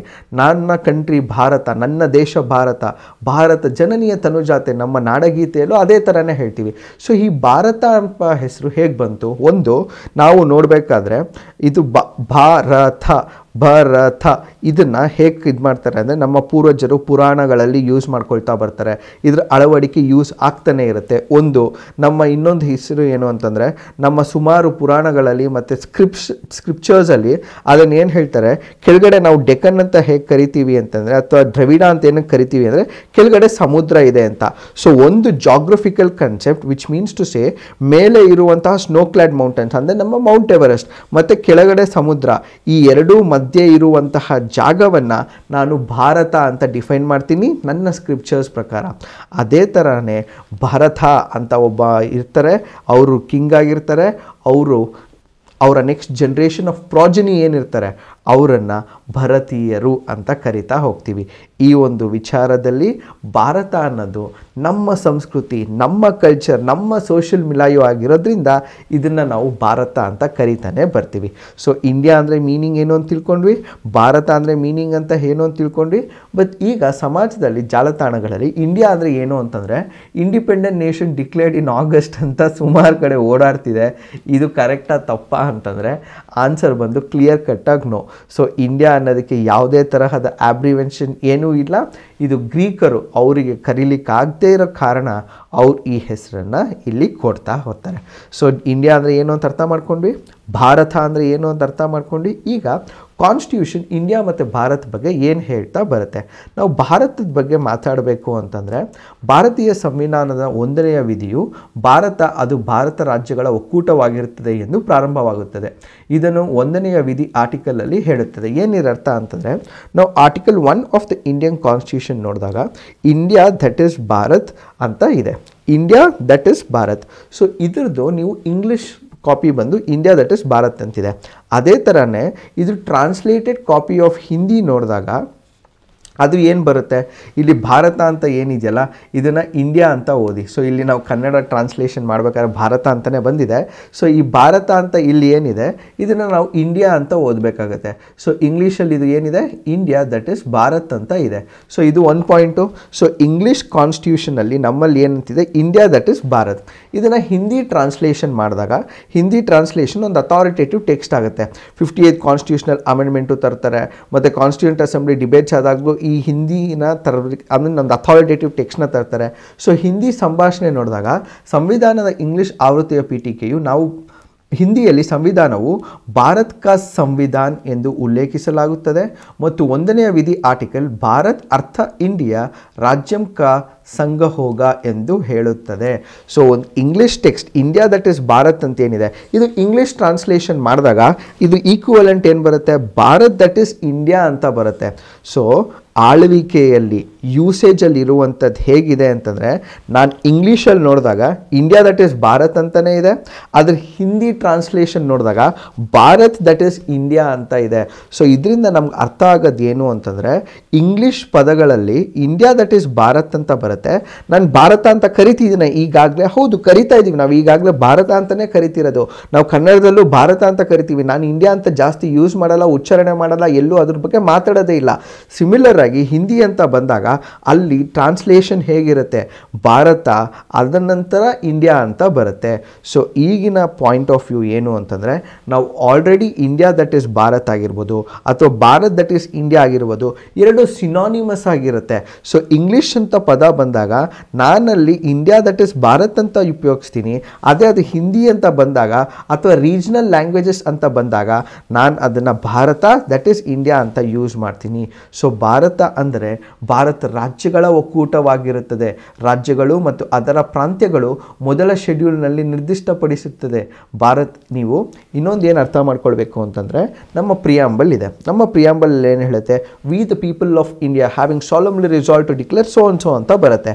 ಸೊ ಅಲ್ಲಿ ಏನಿದೆ, we the people of India ಅಂತ ಇದೆ, ನಾವು ಭಾರತದ ಜನರು ಎಂಬ ಪದಗಳೊಂದಿಗೆ ಪ್ರಾರಂಭವಾಗುತ್ತದೆ. ಸೊ ಈ ಎಲ್ಲದನ್ನು ನೋಡಿದಾಗ ನಾವೇನು ಅರ್ಥ ಮಾಡ್ಕೊಳ್ಬೋದು, ಇಂಡಿಯಾ ದಟ್ ಈಸ್ ಭಾರತ್ ಅಂತಲೂ ಇದೆ, ಭಾರತ್ ದಟ್ ಈಸ್ ಇಂಡಿಯಾ ಅಂತಲೂ ಇದೆ. ಹಾಗಾಗಿ ಈಗ ಆಲ್ರೆಡಿ ಈ ಎರಡೂ ಪದಗಳನ್ನು, ಎರಡು ಸೆಂಟೆನ್ಸ್ಗಳನ್ನು ನಾನು ಯೂಸ್ ಮಾಡ್ತಾನೆ ಬರ್ತಿದ್ದೀನಿ. ಇದೇ ಡಿಸ್ಕಷನ್ನು ಕಾನ್ಸ್ಟಿಟ್ಯೂಂಟ್ ಅಸೆಂಬ್ಲಿ ಡಿಫೈನ್ ಆಗ್ತಾ ಹೋಗುತ್ತೆ. ಕಾನ್ಸ್ಟಿಟ್ಯೂಂಟ್ ಅಸೆಂಬ್ಲಿ ಅಂದರೆ ಏನು, ನಾನೀಗ ಸಂವಿಧಾನ ಮಾಡಬೇಕು ಅಂದರೆ ಅದರ ಡಿಸ್ಕಷನ್ಸ್, ಡೆಲಿಬರೇಷನ್ಸ್ ಮತ್ತು ಈ ಪಾಯಿಂಟ್ ಹಾಕಬೇಕು, ಈ ಪಾಯಿಂಟ್ ಹಾಕಬಾರ್ದು ಅಂತ ಒಂದು ಡಿಸ್ಕಷನ್ಸ್ ನಡೆಯುತ್ತೆ. ಇಲ್ಲಿ ನಮ್ಮ ಫ್ರೀಡಮ್ ಫೈಟರ್ಸ್ ಎಲ್ಲ ಕೂತ್ಕೊಂಡು ನಮ್ಮ ಕಾನ್ಸ್ಟಿಟ್ಯೂಷನ್ನ ಡಿಸ್ಕಸ್ ಮಾಡ್ತಾರೆ, ಯಾವ ಆರ್ಟಿಕಲ್ ಹಾಕಬೇಕು, ಯಾವ ಕ್ಲಾಸಸ್ ಹಾಕಬೇಕು, ಯಾವ ಕ್ಲಾಸಸ್ನ ಡಿಫೈನ್ ಮಾಡಬೇಕು, ಯಾವ ಕ್ಲಾಸಸ್ನ ತೆಗಿಬೇಕು ಅಂತ. ಸೊ ಅಂಥ ಒಂದು ಸನ್ನಿವೇಶದಲ್ಲಿ ಇಂಡಿಯಾ ಅಂತ ಕರಿಬೇಕಾ, ಭಾರತ್ ಅಂತ ಕರಿಬೇಕಾ, ಅಥವಾ ಹಿಂದೂಸ್ತಾನ ಅಂತ ಕರಿಬೇಕಾ, ಜಂಬೂ ದ್ವೀಪ ಅಂತ ಕರಿಬೇಕಾ, ಯಾವ ಹೆಸರು ಕರಿಬೇಕು ಅಂತ ಒಂದು ಡಿಸ್ಕಷನ್ ಆಗುತ್ತೆ. ಆ ಒಂದು ಇಂಪಾರ್ಟೆಂಟ್ ಡಿಸ್ಕಷನಲ್ಲಿ ಸರಿಸುಮಾರು ಚರ್ಚೆ ಆಗುವಂಥದ್ದೇ ಫಸ್ಟ್ ಆರ್ಟಿಕಲ್. ಆ ಒಂದು ಫಸ್ಟ್ ಆರ್ಟಿಕಲಲ್ಲಿ ಏನು ಹೇಳ್ತಾರೆ ಅಂತಂದರೆ, ಆರ್ಟಿಕಲ್ 1 1948 ಏನು ಹೇಳ್ತಾರಲ್ಲ, ಅಲ್ಲಿ ಭಾರತವು ರಾಜ್ಯಗಳ ಒಕ್ಕೂಟವಾಗಿರುತ್ತದೆ. ಭಾರತ್ ರಾಜ್ಯದ ಎಂದರೆ ಮೊದಲ ಶೆಡ್ಯೂಲ್ ಭಾಗ 1, 2 ಮತ್ತು 3ರಲ್ಲಿ ನಿರ್ದಿಷ್ಟಪಡಿಸಿದ ಸಮಯಕ್ಕೆ ರಾಜ್ಯಗಳು, ಭಾರತ ಒಳಗೊಂಡಿರುವ ಭೂಪ್ರದೇಶವು ಒಳಗೊಂಡಿರುತ್ತದೆ, ರಾಜ್ಯದ ಪ್ರದೇಶಗಳು. ಇಲ್ಲಿ ಏನು ಅಂತಂದರೆ ಇಂಡಿಯಾ ಅಂತ ಓದಿ. ಸೊ ಇದು ಟ್ರಾನ್ಸ್ಲೇಷನ್ ಮಾಡಬೇಕಾದ್ರೆ ತಪ್ಪಾಗಿದೆ. ಸೊ ಇಲ್ಲಿ ನೀವು ಅರ್ಥ ಮಾಡ್ಕೊಳ್ಬೇಕಾಗಿರೋದು, ಸ್ಟಾರ್ಟಿಂಗಲ್ಲಿ ಆ ಒಂದು ಆರ್ಟಿಕಲ್ 1 ಇರುತ್ತಲ್ಲ 1948ಅಲ್ಲಿ, ಅದರಲ್ಲಿ ಭಾರತ ಅಂತ ಏನು ಡಿಫೈನ್ ಆಗಿರಲ್ಲ, ಬರೀ ಇಂಡಿಯಾ ಅಂತ ಇರುತ್ತೆ. ಭಾರತವು ರಾಜ್ಯಗಳ ಒಕ್ಕೂಟವಾಗಿರುತ್ತದೆ ಅಂತಂದರೆ ಇಂಡಿಯಾ ರಾಜ್ಯಗಳ ಒಕ್ಕೂಟವಾಗಿರುತ್ತದೆ ಅಂತ ಓದಬೇಕಾಗುತ್ತೆ, ಯಾಕಂದರೆ ಟ್ರಾನ್ಸ್ಲೇಷನ್ ಆಗಿದೆ. ಸೊ ಇಂಡಿಯಾ ಅಂತಲೇ ಸ್ಟಾರ್ಟಿಂಗಲ್ಲಿ 1948 ಅಂತ ಇರುತ್ತೆ, ಭಾರತ ಅಂತ ಎಲ್ಲೂ ಡಿಫೈನ್ ಆಗಿರಲ್ಲ. ಸಬ್ಸಿಕ್ವೆಂಟಾಗಿ ಒಂದು ಡಿಸ್ಕಷನ್ಸ್ ನಡೀತಾ ಬಂದಾಗ ಆ ಡಿಸ್ಕಷನ್ಗಳಲ್ಲಿ ಏನಾಗುತ್ತೆ ಅಂತಂದರೆ, ಆ ಡಿಸ್ಕಷನ್ನಲ್ಲಿ ಸರಿ ಸುಮಾರು ಜನ ಅವ್ರವ್ರ ವ್ಯೂ ಪಾಯಿಂಟ್ಸ್ನ ಹೇಳ್ತಾ ಬರ್ತಾರೆ. ಏನು ಆ ವ್ಯೂ ಪಾಯಿಂಟ್ಸ್ ಅಂತಂದರೆ, ಇವ್ರು ಹೇಳ್ತಾರೆ, ಸೇಠ್ ಗೋವಿಂದ್ ದಾಸ್ರವರು ಹೇಳ್ತಾರೆ, ಇಂಡಿಯಾಕ್ಕಿಂತ ಭಾರತವನ್ನು ಇರಿಸಲು ಆದ್ಯತೆ ನೀಡಿದರು. ಯಾಕೆ? ಇಂಡಿಯಾ ಅಂದರೆ ಭಾರತ ಎಂಬುದು ಒಂದು ದೇಶದ ಹೆಸರಿಗೆ ಸುಂದರವಾದ ಪದಗಳಲ್ಲ. ವಿದೇಶಿಗಳು ಇಂಡಿಯಾ ಎಂದು ಕರೆಯಲ್ಪಡುವ ಭಾರತ ಎಂಬ ಪದವನ್ನು ನಾವು ಹಾಕಬೇಕಾಗಿತ್ತು. ಅಂದರೆ ಇವರೇನು ಹೇಳ್ತಾರೆ, ಇದು ಫಾರಿನವ್ರು ಕೊಟ್ಟಿರುವಂಥದ್ದು, ಇದು ಕೊಲೋನಿಯಲ್ ಇಂಪ್ರಿಂಟ್ ಇದೆ, ಇದಕ್ಕೇನು ಹೆಸರಿಗೆ ಮೀನಿಂಗ್ ಅಂತಲೇ ಇಲ್ಲ ಇಂಡಿಯಾ ಅನ್ನೋದಕ್ಕೆ. ಸೊ ಇದಕ್ಕೆ ನಾವ್ಯಾಕೆ ಕರಿತಾ ಬರಬೇಕು? ಮೀನಿಂಗೇ ಇಲ್ಲದೆ ಇರೋವಂಥದ್ದು, ಒಂದು ಪದಕ್ಕೆ ಅರ್ಥನೇ ಇಲ್ಲದೆ ಇರುವಂತಹ ದೇಶನ ಅಥವಾ ಒಂದು ಪದನ ನಾನು ಯಾಕೆ ಯೂಸ್ ಮಾಡಬೇಕು? ಪದ ಇದೆ, ಮೀನಿಂಗ್ ಇದೆ, ಸೊ ಇಂಡಿಯಾ ಅಂತಲೇ ಕರಿತಾ ಬರಿತೀವಿ ಅಂತಂದರೆ ಅದಕ್ಕಿಂತ ಭಾರತ, ನನ್ನ ಕಲ್ಚರ್ದು ಇಂಪಾರ್ಟೆನ್ಸ್ನ ಕೊಡ್ತಾ ಬರೋಣ. ಅದಕ್ಕೋಸ್ಕರ ಈ ಒಂದು ಸೇಠ್ ಗೋವಿಂದ್ ಅವರು ಈ ಒಂದು ಪದ ಬದಲು ಭಾರತ ಅಂತ ಕರಿಬೇಕು ಅಂತ ಕಾನ್ಸ್ಟಿಟ್ಯೂಂಟ್ ಅಸೆಂಬ್ಲಿ ಡಿಬೇಟ್ಸಲ್ಲಿ ಹೇಳ್ತಾರೆ. ನೆಕ್ಸ್ಟು ಹರಿವಿಷ್ಣು ಕಾಮತ್ರವರು ಐರಿಷ್ ಸಂವಿಧಾನ ಉದಾಹರಣೆಯನ್ನು ಬಳಸಿಕೊಂಡು ಇಂಡಿಯಾ ಎಂಬ ಪದವು ಕೇವಲ ಭಾರತದ ಅನುವಾದ ಎಂದು ವಾದಿಸಿದರು. ಐರಿಷ್ ಮುಕ್ತ ರಾಜ್ಯದ ಸಂವಿಧಾನವು ಹೀಗೆ ಹೇಳುತ್ತದೆ, ರಾಜ್ಯದ ಹೆಸರು ಐರ್ ಅಥವಾ ಇಂಗ್ಲೀಷ್ ಭಾಷೆಯಲ್ಲಿ ಐರ್ಲೆಂಡ್. ಸೊ ಇವರೇನು ಹೇಳ್ತಾರೆ ಅಂತಂದರೆ, ಐರ್ಲೆಂಡ್ ಅಂತ ಒಂದು ದೇಶ ಇದೆ, ಅವರು ಸಂವಿಧಾನನ ನೋಡ್ಬಿಟ್ಟು ಅವ್ರ ಸಂವಿಧಾನದಲ್ಲಿ ಏನಿದೆ ಸಿಮಿಲರ್ ಆಗಿ ನಮ್ಮ ಸಂವಿಧಾನದಲ್ಲೂ ಮಾಡೋಣ ಅಂತ ಒಂದು ಐಡಿಯಾ ಕೊಡ್ತಾರೆ. ಈ ಐಡಿಯಾ ಹೆಂಗಿರುತ್ತೆ ಅಂತಂದರೆ, ರಾಜ್ಯದ ಹೆಸರು ಐರ್ ಅಂದರೆ ಕಂಟ್ರಿ ಹೆಸರು ಐರ್ ಅಂತ ಆಗುತ್ತೆ, ಅಥವಾ ಇಂಗ್ಲೀಷ್ ಭಾಷೆಯಲ್ಲಿ ಐರ್ಲೆಂಡ್. ಸೊ ಇಂಗ್ಲೀಷ್ನಲ್ಲಿ ಟ್ರಾನ್ಸ್ಲೇಟ್ ಮಾಡಿದಾಗ ಅದು ಐರ್ಲೆಂಡ್ ಆಗುತ್ತೆ. ಅದೇ ಥರನೇ ನನ್ನ ದೇಶ ಭಾರತನ ಭಾರತ ಅಂತ ಕರೆಯೋಣ, ಅದನ್ನು ಇಂಗ್ಲೀಷ್ ಟ್ರಾನ್ಸ್ಲೇಷನ್ ಬೇಕು ಅಂತಂದರೆ ಅದನ್ನು ಇಂಡಿಯಾ ಅಂತ ಕರೆಯೋಣ ಅಂತ ಇನ್ನೊಂದು ಆಸ್ಪೆಕ್ಟ್ ಬರುತ್ತೆ. ಹರ್ಗೋವಿಂದ್ ಪಂತ್ರವರು ಯುನೈಟೆಡ್ ಪ್ರಾವಿನ್ಸಸ್ ಗುಡ್ಡನಾಡು ಜಿಲ್ಲೆಗಳನ್ನು ಪ್ರತಿನಿಧಿಸುವ ಉತ್ತರ ಭಾರತ ಜನರು ಎಂದು ಸ್ಪಷ್ಟಿಸಿದ್ದಾರೆ. ಭರತ ವರ್ಷವನ್ನು ಬಯಸುತ್ತಾರೆ ಮತ್ತು ಬೇರೇನೂ ಅಲ್ಲ. ಸೊ ನಾರ್ತ್ ಇಂಡಿಯನ್ ಆ ಪಾರ್ಟ್ ಏನಿರ್ತಾರೆ, ಹಿಲ್ ರೀಜನಲ್ಲಿ ಇರ್ತಾರೆ, ಅವರೆಲ್ಲ ನಮಗೆ ಭಾರತ ಅಂತಲೇ ಬೇಕು, ಇಲ್ಲಿ ಇಂಡಿಯಾ ಅಂತ ಬೇಡ ಅಂತ ಹೇಳ್ತಾರೆ. ಆ ಒಂದು ಡಿಸ್ಕಷನಲ್ಲಿ, ಆ ಒಂದು ಡೆಲಿಬ್ರೇಷನಲ್ಲಿ ಅಲ್ಟಿಮೇಟಾಗಿ ಒಂದು ವ್ಯೂ ಪಾಯಿಂಟ್ ತರ್ತಾರೆ ನಮ್ಮ doctor BR Ambedkar G. Bharat ಎಂಬ ಹೆಸರನ್ನು ಸದಸ್ಯರು ವಿರೋಧಿಸಿದ ಕಾರಣ ನಾಗರಿಕತೆಯ ಚರ್ಚೆ ಅನಗತ್ಯ ಎಂದು ಅವರು ಸದನಕ್ಕೆ ಹಲವಾರು ಬಾರಿ ನೆನಪಿಸಿದರು. ನಾವು ಈಗ ಭಾರತ ಪದವು ಭಾರತ ನಂತರ ಬರಬೇಕೆ ಎಂದು ಚರ್ಚಿಸುತ್ತಿದ್ದೇವೆ. ಸೊ ಇಂಡಿಯಾ ಬದಲು ಭಾರತ್ ಅಂತ ನಾವೇನು ಕರಿತಿದ್ದೀವಲ್ಲ, ಆ ಒಂದು ಪದನ ಹಾಗೆ ಕಂಟಿನ್ಯೂ ಮಾಡೋಣ ಅಂತ ಹೇಳಿ ಒಂದು ಕಾಂಪ್ರಮೈಸ್ ತರ್ತಾರೆ. ಸೊ ಫಸ್ಟು ನೀವು 1948 ನೋಡ್ಬೋದು, ಇಂಡಿಯಾ ದಟ್ ಈಸ್ ಭಾರತ್ ಅಂತ ಇರಲ್ಲ, ಬರೀ ಇಂಡಿಯಾ ಅಂತಲೇ ಡಿಫೈನ್ ಮಾಡ್ತಾ ಹೋಗ್ತಾರೆ. ಡಿಸ್ಕಷನ್ ಎಲ್ಲ ಆದಮೇಲೆ ಡಾಕ್ಟರ್ BR ಅಂಬೇಡ್ಕರ್ ಜಿ ಒಂದು ಕಾಂಪ್ರಮೈಸ್ ತರ್ತಾರೆ. ಆ ಒಂದು ಕಾಂಪ್ರಮೈಸೇ ಇಂಡಿಯಾ ದಟ್ ಈಸ್ ಭಾರತ್ ಅಂತ. ಸೊ ಈ ಒಂದು ಕಾನ್ಸೆಪ್ಟು ಅಲ್ಲಿ ಬರ್ತಾ ಹೋಗುತ್ತೆ. ನೆಕ್ಸ್ಟ್ ನಾವು ಅರ್ಥ ಮಾಡ್ಕೊಳ್ಬೇಕಾಗಿರೋದು ಏನು ಅಂತಂದರೆ, ಈ ಒಂದು ಕಾನ್ಸೆಪ್ಟಿಂದ ನಾನು ಇಂಡಿಯಾ ಅಂತ ಕರಿತೀನಿ ಅಥವಾ ನಾನು ಭಾರತ ಅಂತ ಕರಿತೀನಿ, ಇದರಲ್ಲಿ ಬರುವಂತಹ ಪ್ರೋಸ್ ಮತ್ತು ಕಾನ್ಸ್ಗಳೇನು? ಪ್ರೋಸ್ ಅಂದರೆ ಇದು ಅಡ್ವಾಂಟೇಜಸ್, ಅಂದರೆ ಈಗಿರುವಂತಹ ಇಂಡಿಯಾ ದಟ್ ಈಸ್ ಭಾರತ್ ಅನ್ನೋದನ್ನೇ ನಾನು ಕಂಟಿನ್ಯೂ ಮಾಡಬೇಕು. ಈ ಒಂದು ಇಂಡಿಯಾ ದಟ್ ಈಸ್ ಭಾರತ್ ಅಥವಾ ಇಂಡಿಯಾ ಅಂತ ನಾನು ಏನು ಕರಿತೀನಿ ಇದನ್ನು ಕಂಟಿನ್ಯೂ ಮಾಡ್ಕೊಂಡು ಹೋಗಬೇಕು, ಈ ಲೆಗಸಿನೇ ಕಂಟಿನ್ಯೂ ಮಾಡ್ಕೊಂಡು ಹೋಗಬೇಕು ಅನ್ನೋದು ಒಂದು ಸೆಟ್ ಆಫ್ ಆರ್ಗ್ಯುಮೆಂಟ್ಸು. ಇಲ್ಲ ನಾನು ಇಂಡಿಯಾ ಬದಲಾಗಿ ಭಾರತ ಅನ್ನೋದನ್ನು ಕರಿತೀನಿ ಅಂತ ಹೇಳೋದು ಇನ್ನೊಂದು ಸೆಟ್ ಆಫ್ ಆರ್ಗ್ಯುಮೆಂಟ್ಸು. ಸೊ ಈ ಎರಡು ಆರ್ಗ್ಯುಮೆಂಟ್ಸು ಪ್ರೋಸ್ ಮತ್ತು ಕಾನ್ಸ್ನ ನೋಡೋಣ. ಫಸ್ಟು ನಾವು ಅರ್ಥ ಮಾಡ್ಕೊಳ್ಬೇಕಾಗಿರೋದು ಏನು ಅಂತಂದರೆ, ಫಸ್ಟು ಈ ಒಂದು ಇಂಡಿಯಾನ ನಾನು ಭಾರತ ಅಂತ ಕರಿಬೇಕಾ ಅಥವಾ ಕಾನ್ಸ್ಟಿಟ್ಯೂಷನಲ್ ಅಮೆಂಡ್ಮೆಂಟ್ ತರಬೇಕಾ? ಅವ್ರು ತರ್ತಾರೋ ಇಲ್ವೋ ಇನ್ನೂ ಅದು ವ್ಯೂ ಪಾಯಿಂಟ್ ಇನ್ನೂ ಹೇಳಿಲ್ಲ ಸರ್ಕಾರ. ಬಟ್ ಈಗ for the sake of arguments ನಾವು ಅರ್ಥ ಮಾಡ್ಕೊಳ್ಬೇಕಾಗಿರೋದು ಏನಂದರೆ, ಇಂಡಿಯಾ ಬದಲಾಗಿ ನಾನು ಭಾರತ ಅಂತ ಕರಿತೀನಿ ಅಂತಂದರೆ ಅದರದ್ದು ಅಡ್ವಾಂಟೇಜಸ್ ಏನು? ಫಸ್ಟ್ ಅರ್ಥ ಮಾಡ್ಕೊಳ್ಬೇಕಾಗಿರೋದು ಏನಂದರೆ, ಯಾವುದೇ ಒಂದು ಪದ ನಾವು ಗಮನಿಸಿದ್ರೆ ಅಲ್ಲಿ ಒಂದು ಮೀನಿಂಗ್ ಇರಬೇಕು. ಈ ಇಂಡಿಯಾ ಅನ್ನೋ ಪದಕ್ಕೆ ನಾವು ನಮ್ಮ ಗ್ರಂಥಗಳಲ್ಲಾಗಲಿ, ನಮ್ಮ ಸ್ಕ್ರಿಪ್ಚರ್ಸ್ಗಳಲ್ಲಾಗಲಿ, ಅಥವಾ ನಮ್ಮ ಬೇರೆ ಭಾಷೆಗಳಲ್ಲಾಗಲಿ, ಅಥವಾ ಯಾವುದೇ ಒಂದು ಇಂಡಿಜಿನಸ್ ಭಾಷೆ ಅಂದರೆ ಇಲ್ಲಿ ಹುಟ್ಟಿರುವಂತಹ ಭಾಷೆಗಳಲ್ಲಾಗಲಿ ಈ ಒಂದು ಪದ ಇಂಡಿಯಾ ಅನ್ನೋದು ನಮ್ಮ ಸ್ಕ್ರಿಪ್ಚರ್ಸಲ್ಲಿ ಇದೆಯಾ? ಇದಕ್ಕೆ ಉತ್ತರ ಬಂದು ಇಲ್ಲವೇ ಇಲ್ಲ. ಈಗ ನಾವು ನಮ್ಮ ಪುರಾಣಗಳಲ್ಲಿ ನೋಡ್ತೀವಿ, ಅಥವಾ ನಮ್ಮ ತಮಿಳ್ ಭಾಷೆಯಲ್ಲೂ ಅದನ್ನು ಭರತ ಅಂತ ಕರಿತೀವಿ, ತೆಲುಗಲ್ಲಿ ಭರತ ದೇಶಂ ಅಂತ ಕರಿತೀವಿ, ಭಾರತಂ ಅಂತ ಕೇರಳ ಭಾಷೆಯಲ್ಲಿ ಮಲಯಾಳಮಲ್ಲಿ ಕರಿತೀವಿ. ಸೊ ನಮ್ಮ ಕರ್ನಾಟಕದಲ್ಲಿ ನಮ್ಮ ಕನ್ನಡಲ್ಲೂ ನಾವು ಭಾರತ ಅಂತ ಕರಿತೀವಿ. ನಮ್ಮ ಸ್ಕ್ರಿಪ್ಚರ್ಸ್ ಎಲ್ಲ ನೋಡಿದ್ರೆ ನಾವು ಭಾರತ ಅಂತಲೇ ಕರಿತಾನೆ ಬರ್ತಿದ್ದೀವಿ. ಈ ಇಂಡಿಯಾ ಅನ್ನೋ ಪದಕ್ಕೆ ನಮ್ಮ ಸ್ಕ್ರಿಪ್ಚರಲ್ಲಿ ಎಲ್ಲೂ ಡಿಫೈನೇ ಇಲ್ಲ, ಡೆಫಿನೇಷನ್ನೇ ಇಲ್ಲ. ಸೊ ಇಂಥ ಪದನ ನಾನು ಯಾಕೆ ಯೂಸ್ ಮಾಡಬೇಕು, ನಾವ್ಯಾಕೆ ಯೂಸ್ ಮಾಡಬೇಕು ಅನ್ನೋದು ಫಸ್ಟ್ ಆರ್ಗ್ಯುಮೆಂಟು. ಸೊ ಇಲ್ಲಿ ನನಗೆ ಆ ಒಂದು ಹೆಸರು ಕೊಟ್ಟಿರುವಂಥದ್ದು ನನ್ನ ಜನರಲ್ಲ, ನನ್ನ ಭಾಷಿಗರಲ್ಲ, ನನ್ನ ಸಂಸ್ಕೃತಿಯಲ್ಲ, ನನ್ನ ಸ್ಕ್ರಿಪ್ಚರ್ಸ್ ಅಲ್ಲ, ಯಾರೋ ಕೊಟ್ಟಿರುವಂಥ ಹೆಸರನ್ನ ನಾನು ಕಂಟಿನ್ಯೂ ಮಾಡ್ಕೊಂಡು ಹೋಗಬೇಕಾ? ನನಗೆ ನಾನು ನಾಮಕರಣ ಮಾಡಿಕೊಂಡಿರುವಂತಹ ಪದನೇ ಅಲ್ಲ ಇದು ಇಂಡಿಯಾ ಅನ್ನೋದು. ಸೊ ಈಗಿರುವಾಗ ಯಾಕೆ ಈ ಪದ ನಾನು ಯೂಸ್ ಮಾಡಬೇಕು ಅನ್ನೋದು ಫಸ್ಟ್ ಆರ್ಗ್ಯುಮೆಂಟು. ಸೆಕೆಂಡ್ ಆರ್ಗ್ಯುಮೆಂಟ್ ಏನು ಅಂತಂದರೆ, ಇದೊಂದು ಕೊಲೋನಿಯಲ್ ಇಂಪ್ರಿಂಟ್ ಇರುತ್ತೆ. ಈಗ ನಾವು ಪ್ರತಿಯೊಂದನ್ನು ಚೇಂಜ್ ಮಾಡ್ಕೊಳ್ತಾನೆ ಬರ್ತಿದ್ದೀವಿ. ಯಾಕೆ ಅಂತಂದರೆ ಒಂದು ಕೊಲೋನಿಯಲ್ ಇಂಪ್ರಿಂಟ್ ಇರೋದ್ರಿಂದ ಅದರಿಂದ ಹೊರಗಡೆ ಬರಲಿಕ್ಕೋಸ್ಕರ. ಈಗ ಸುಮಾರು ಎಕ್ಸಾಂಪಲ್ ಕೊಡಬೇಕಾದ್ರೆ ನಾನು ಮುಂದಕ್ಕೆ ಡಿಸ್ಕಸ್ ಮಾಡ್ತೀನಿ ಯಾವ ಕಂಟ್ರಿ ಚೇಂಜಸ್ ಮಾಡ್ಕೊಂಡಿದ್ದೆ ಯಾಕೆ ಅಂತ. ಬಟ್ ನಮ್ಮ ದೇಶದ ಒಳಗಡೆ ಒಂದು example for the sake of argument ತೊಗೊಳ್ಳೋಣ. ಈಗ ನಾವು ಬೆಂಗಳೂರನ್ನ ಬ್ಯಾಂಗ್ಳೂರ್ ಅಂತ ಕರಿತಿದ್ದೀವಿ. ಏನಪ್ಪ ಬ್ಯಾಂಗ್ಳೂರ್ ಏನಪ್ಪ ಇದ್ರ ಮೀನಿಂಗ್ ಅಂತಂದರೆ, ಇದು ಬ್ರಿಟಿಷ್ ಅವರಿಗೆ ಬೆಂದಕಾಳೂರು ಅಥವಾ ಇನ್ನೊಂದು ಏನೋ ಹೆಸರಿರುತ್ತೆ, ಅದನ್ನು ಕರೀಲಿಕ್ಕೆ ಬರೋಕ್ಕಾಗದೇ ಇರೋ ಕಾರಣ ಅದನ್ನು ಬ್ಯಾಂಗ್ಳೂರ್ ಅಂತ ಮಾಡ್ಬಿಡ್ತಾರೆ. ಸಿಂಗಪೂರ್ ಥರ ಇದೆಯಲ್ಲಪ್ಪ ಬೆಂಗಳೂರು, ಏನಪ್ಪ ಇದು ನಾನು ಬೆಂಗಳೂರನ್ನ ಬ್ಯಾಂಗ್ಳೂರ್ ಅಂತ ಕರೀತಾರೆ ಅಂತ ನಾವೇನು ಮಾಡಿದ್ವಿ, ಬ್ಯಾಂಗ್ಳೂರ್ ಅಂತ ಇದ್ದಿದ್ದನ್ನು ಬೆಂಗಳೂರು ಅಂತ ಚೇಂಜ್ ಮಾಡಿದ್ವಿ. ಸೊ ನನಗೆ ನನ್ನ ಸ್ಟೇಟ್ನ ಅದರ ಕ್ಯಾಪಿಟಲ್ನ ಚೇಂಜ್ ಮಾಡೋದಕ್ಕೆ ಅಧಿಕಾರ ಇರುತ್ತೆ. ಯಾಕೆ ನನಗೆ ಅದು ಅರ್ಥವೇ ಆಗ್ತಿಲ್ಲ. ಬ್ಯಾಂಗ್ಳೂರ್ ಅಂದರೆ ಅದಕ್ಕೆ ಮೀನಿಂಗೇ ಇರಲಿಲ್ಲ. ಹಾಗಾಗಿ ನಾನು ಅದನ್ನು ಬೆಂಗಳೂರು ಅಂತ ಕರಿತೀನಿ. ಸೊ ಆ ಬೆಂಗಳೂರು ಅಂತ ಕರೆದಾಗ ನಮಗೆಲ್ಲರಿಗೂ ತುಂಬಾ ಇಷ್ಟ ಆಗ್ತಾ ಬರುತ್ತೆ. ಅದೇ ಥರನೇ ಇನ್ನೊಂದು ಎಕ್ಸಾಂಪಲ್ ತೊಗೊಳ್ಳೋಣ. ಇಲ್ಲಿ ಮೆಡ್ರಾಸ್ ಅಂತ ಹೆಸರಿತ್ತು. ಈ ಮೆಡ್ರಾಸ್ನ ಆಗ ಸಂಸ್ಕೃತಿನ ಚೇಂಜ್ ಮಾಡಲಿಕ್ಕೋಸ್ಕರ, ಅಲ್ಲಿನ ಒಂದು ಚೇಂಜಸ್ನ ತರಲಿಕ್ಕೋಸ್ಕರ ಅದನ್ನು ಚೆನ್ನೈ ಅಂತ ಮಾಡ್ತಾರೆ. ಇನ್ನೊಂದು ಎಕ್ಸಾಂಪಲ್ ಕೊಡ್ತೀನಿ ನಿಮಗೆ. ಬಾಂಬೆ ಅಂತ ಇರುತ್ತೆ.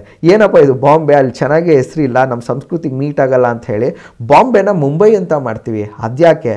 ನಾವು ಪುದುಚೇರಿಗೆ ಹೋಗ್ತೀವಿ, ಅಲ್ಲಿ ಪಾಂಡಿಚೇರಿ ಅಂತ ಇತ್ತು, ಒಂದು ಫ್ರೆಂಚ್ ಕಲ್ಚರ್ ಇತ್ತಲ್ಲಿ. ಆ ಫ್ರೆಂಚ್ ಕಲ್ಚರ್ನ ಹೋಗ್ಲಾಡಿಸೋಕ್ಕೋಸ್ಕರ ಪಾಂಡಿಚೇರಿ ಬಂದು ಪುದುಚೇರಿ ಅಂತ ನಾಮಕರಣ ಮಾಡ್ತೀವಿ. ಸೊ ಒಳಗಡೆ ನಮ್ಮ ಇಂಪಾರ್ಟೆಂಟ್ ಸಿಟೀಸ್ಗೆ ನಾವು ಈ ಥರ ನಾಮಕರಣ ಏನಕ್ಕೆ ಮಾಡ್ತೀವಿ ಅಂತಂದರೆ, ಒಂದು ಕೊಲೋನಿಯಲ್ ಇಂಪ್ರಿಂಟ್ ಇರುತ್ತೆ. ಆ ಹೆಸರಿಗೆ ಅರ್ಥ ಇರಲ್ಲ, ಪರ್ಥ ಇರಲ್ಲ, ಏನೂ ಇರಲ್ಲ. ಈ ಒಂದು ಹೆಸರನ್ನು ಚೇಂಜ್ ಮಾಡಿದಾಗ ನನ್ನ ಸಂಸ್ಕೃತಿ ಜೊತೆ, ನನ್ನ ಕಲ್ಚರ್ ಜೊತೆ, ನನ್ನ ಆಡಂಬರದ ಜೊತೆಗೆ ಒಂದು ಈ ಹೆಸರಿರುತ್ತೆ. ಬೆಂಗಳೂರು ಅನ್ನೋ ಹೆಸರನ್ನ ನಾವು ಪ್ರೀತಿಯಿಂದ ಕರಿತೀವಿ. ಅದೇ ಥರ ಮುಂಬೈ ಅನ್ನೋ ಹೆಸರನ್ನ ಪ್ರೀತಿಯಿಂದ ಕರಿತೀವಿ. ಹಾಗಾಗಿ ಇಂಡಿಯಾ ಅನ್ನೋ ಹೆಸರು ಬದಲು ನಾವು ಒಂದು ವೇಳೆ ಭಾರತ ಅಂತ ಹೆಸರು ಇಟ್ಟಿದ್ದಲ್ಲಿ ಅಲ್ಲಿ ನಮ್ಮ ಸಂಸ್ಕೃತಿ ಬರಬಹುದು. ಇದು ಇನ್ನೊಂದು ಸೆಟ್ ಆಫ್ ಆರ್ಗ್ಯುಮೆಂಟ್ಸ್ ಆಗುತ್ತೆ. ಸೊ ಇಲ್ಲಿ ನಾನು ಹೆಸರಿಟ್ಟುಕೊಂಡಿರುವ ಹೆಸರಲ್ಲ, ಬಟ್ ಇನ್ನೊಂದು ಹೆಸರು ಯಾರೋ ಇಟ್ಕೊಂಡಿರ್ತಾರೆ. ಹಾಗಾಗಿ ಯಾರೋ ಇಟ್ಟಿರೋ ಹೆಸರು ಬದಲಾಗಿ ನಾನು ಇಟ್ಟುಕೊಂಡಿರುವಂಥ ಹೆಸರು ಭಾರತ, ಅದನ್ನು ಯೂಸ್ ಮಾಡೋಣ ಅಂತ ಹೇಳಿ ಒಂದು ಸೆಟ್ ಆಫ್ ಆರ್ಗ್ಯುಮೆಂಟ್ಸು. ಸೊ ಈ ಸೆಟ್ ಆಫ್ ಆರ್ಗ್ಯುಮೆಂಟ್ಸ್ ಬಿಟ್ಟು ಇನ್ನೊಂದು ಸೆಟ್ ಆಫ್ ಆರ್ಗ್ಯುಮೆಂಟ್ಸ್ ನೋಡೋಣ. ದಟ್ ಈಗ already India that is Bharat ಅಂತಲೇ ಇದೆ. ಯಾರೂ ನಮ್ಮನ್ನು ನಿಲ್ಲಿಸ್ತಿಲ್ಲ ಭಾರತ ಅಂತ ಯೂಸ್ ಮಾಡೋಕ್ಕೆ. ಇಂಡಿಯಾ ಅನ್ನೋ ಹೆಸರು ನೀವು ಕಂಟಿನ್ಯೂ ಮಾಡಲೇಬಹುದು. ಮತ್ತು ಇಂಡಿಯಾ ದಟ್ ಈಸ್ ಭಾರತ್ ಅಂತ ನಾವು ಹೇಳಿದಾಗ ಅಲ್ಲಿ ಎರಡು ಮೀನಿಂಗ್ ಜನ್ರೇಟ್ ಆಗುತ್ತೆ. ಏನು ಅಂತಂದರೆ, ಕಾನ್ಸ್ಟಿಟ್ಯೂಂಟ್ ಅಸೆಂಬ್ಲಿ ಡಿಬೇಟ್ಸಲ್ಲಿ ಏನಾಗುತ್ತೆ ಅಂತಂದರೆ, ಈ ಇಂಡಿಯಾ ಅನ್ನೋ ಪದ ಅಂದರೆ ಕಾಸ್ಮೋಪಾಲಿಟನ್ ಇನ್ ನೇಚರ್ ಅಂತ, ಆಲ್ ಎಂಬ್ರೇಸಿಂಗ್ ಅಂತ. ಭಾರತ ನನ್ನ ಪುರಾಣಗಳು ಅಂತ ಹೇಳಿದಾಗ we are all proud of the culture of this country. At the same time India ಅನ್ನೋದು ಏನು ಅಂತಂದರೆ, ಸುಮಾರು ಜನ ವಲಸಿಗರು ಮೈಗ್ರೆಂಟ್ಸ್ ಬಂದು ಸೆಟ್ಲಾಗಿರ್ತಾರೆ. ಈ ಮೈಗ್ರೆಂಟ್ಸ್ ಬಂದು ಸೆಟ್ಲಾದಾಗ ಈ ಒಂದು ಇಂಡಿಯಾ ಅಲ್ಲಿ ಇದು ಆಲ್ ಎಂಬ್ರೇಸಿಂಗ್ ಅಂತ ಆಗುತ್ತೆ. ಬೇರೆ ರಿಲಿಜನ್ ಅವ್ರು ಬರ್ತಾರೆ, ಬೇರೆ ಎಥ್ನಿಕ್ ರೇಸ್ ಅವ್ರು ಬರ್ತಾರೆ, ಬೇರೆ ಕ್ಯಾಸ್ಟ್ ಅವ್ರು ಬರ್ತಾರೆ, ಬೇರೆ ಒಂದು ಸಂಪ್ರದಾಯದವ್ರು ಬರ್ತಾರೆ. ಸೊ ಈ ಇಂಡಿಯಾ ಅನ್ನೋದು all embracing, all religions, cost ಎಲ್ಲದನ್ನು ಎಂಬ್ರೇಸ್ ಮಾಡುವಂಥದ್ದು. At the same time India ಅಂತ ನಾವು ಹೇಳಿದಾಗ ಅದು ಒಂದು ಕಾಸ್ಮೋಪಾಲಿಟನ್ ನೇಚರ್ನ ಡಿಫೈನ್ ಮಾಡುತ್ತೆ. ಅದೊಂದು ಜಾಗ್ರಫಿಕಲ್ ಬೌಂಡ್ರಿನ ಡಿಫೈನ್ ಮಾಡುತ್ತೆ. ಅದೊಂದು ಅರ್ಬನೈಸೇಷನ್ ಸಿಂಬಲ್ನ ಸಿಗ್ನಿಫಿಕೆನ್ಸ್ ಮಾಡುತ್ತೆ.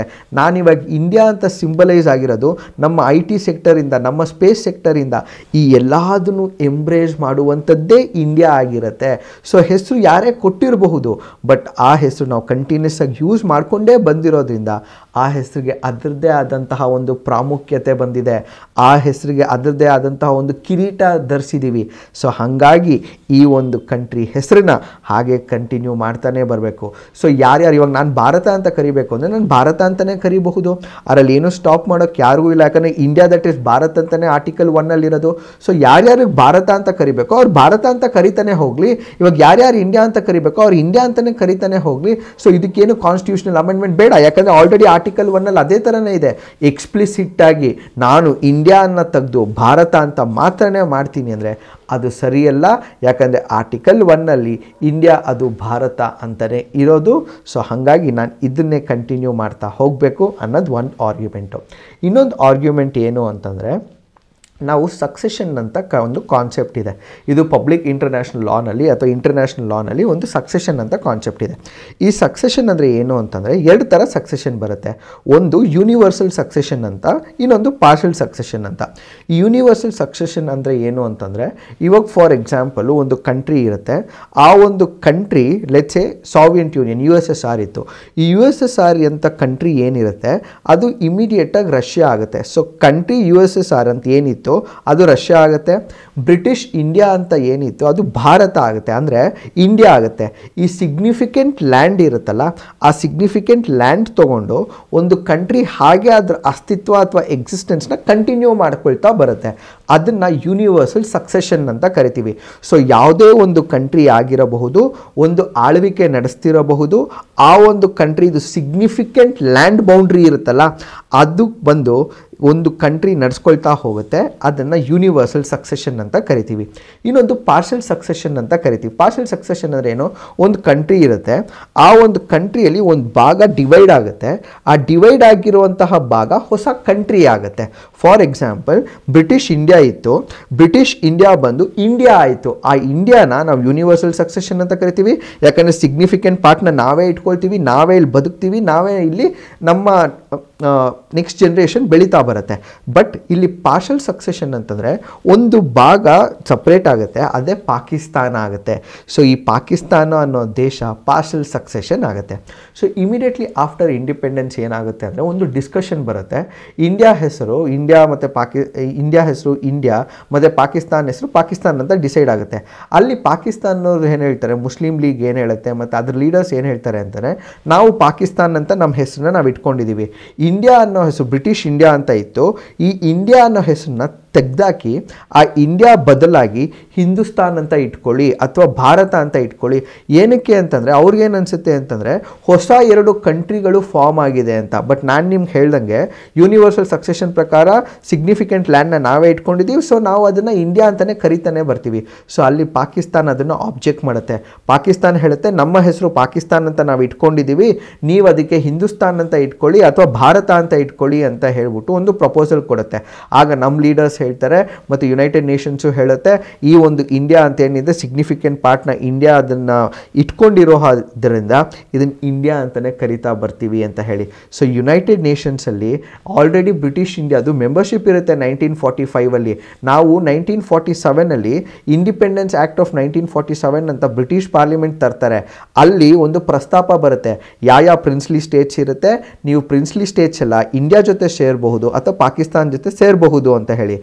ಆಗ ಸುಮಾರು ಪ್ರಿನ್ಸ್ಲಿ ಸ್ಟೇಟ್ಸ್ ಇಂಡಿಯಾ ಜೊತೆನೇ ಸೇರುತ್ತೆ, ಕೆಲವೊಂದು ಮಾತ್ರ ಪಾಕಿಸ್ತಾನ ಜೊತೆ ಸೇರಿ ಅಲ್ಲಿ ಕೆಲವೊಂದು ಬಾಟು ಪಾಕಿಸ್ತಾನ್ ಅಂತ ಆಗುತ್ತೆ. ಸೊ ಅಲ್ಲಿ ಯುನೈಟೆಡ್ ನೇಷನ್ಸಲ್ಲಿ British India already united nations member ಆಗಿತ್ತು, ಅದೇ ಇಂಡಿಯಾ ಕಂಟಿನ್ಯೂ ಆಗುತ್ತೆ. ಬಟ್ ಪಾಕಿಸ್ತಾನ ಹೊಸದಾಗಿ ಒಂದು ಪ್ರಪೋಸಲ್ನ ಕೊಟ್ಟು ಯುನೈಟೆಡ್ ನೇಷನ್ಸ್ಗೆ ಅಕ್ಸೆಪ್ಟ್ ಮಾಡಿಸ್ತಾರೆ. ಸೊ ಇಲ್ಲಿ ನಾವು ಡಿಸ್ಕಸ್ ಮಾಡಬೇಕಾಗಿರೋದು ಏನು ಅಂತಂದರೆ, ಆಗಿಂದ 1947 ಮುಂಚೆನೂ ಸರಿಸುಮಾರು 200 years whenever the British rule came in to existence, ಆಗ ಇಂಡಿಯಾ ಅಂತಲೇ ಕರೆಯಲ್ಪಟ್ಟಿತ್ತು. ಸೊ ಎಲ್ಲರಿಗೂ ವರ್ಲ್ಡಲ್ಲಿ ಸುಮಾರು ಜನಕ್ಕೆ ಎಲ್ಲರಿಗೂ ಇನ್ಫ್ಯಾಕ್ಟ್ ಇಂಡಿಯಾ ಅಂತಲೇ ಗೊತ್ತಿರೋದು. ಸೊ ಈ ಒಂದು ಪದ ಇಂಡಿಯಾ ಅಂತಲೇ ಗೊತ್ತಿರೋದ್ರಿಂದ ನಾನು ಯಾಕೆ ಇದನ್ನು ಈಗ ಚೇಂಜ್ ಮಾಡಬೇಕು, ಭಾರತ ಅಂತ ಕರಿಬೇಕು ಅಂದರೆ ಭಾರತ ಅಂತಲೇ ಕರೀರಿ, ಇಂಡಿಯಾ ಅಂತ ಕರಿಬೇಕು ಅಂದರೆ ಇಂಡಿಯಾ ಅಂತಲೇ ಕರೀರಿ. ಈಗ ಏಕಾಏಕಿ ಇಂಡಿಯಾನ ರೀಪ್ಲೇಸ್ ಮಾಡಿ ಬರೀ ಭಾರತ ಅಂತ ನಾನು ಕಾನ್ಸ್ಟಿಟ್ಯೂಷನಲ್ ಸಂವಿಧಾನದಲ್ಲಿ ತರ್ತೀನಿ ಅಂತಂದರೆ ಅದು ಸರಿಯಲ್ಲ. ಯಾಕೆ ಅಂದರೆ ಈ ಒಂದು ಹೆಸರಿಗೆ ಪಾಕಿಸ್ತಾನ್ ಅಪೋಸ್ ಮಾಡಿತ್ತು, ಬಟ್ ಅದರ ಆಪೋಸಿಷನ್ನು ನಿಂತು ನಾವು ಯುನೈಟೆಡ್ ನೇಷನ್ಸಲ್ಲಿ ಅದೇ ಹೆಸರನ್ನ ಕಂಟಿನ್ಯೂ ಮಾಡ್ತೀವಿ.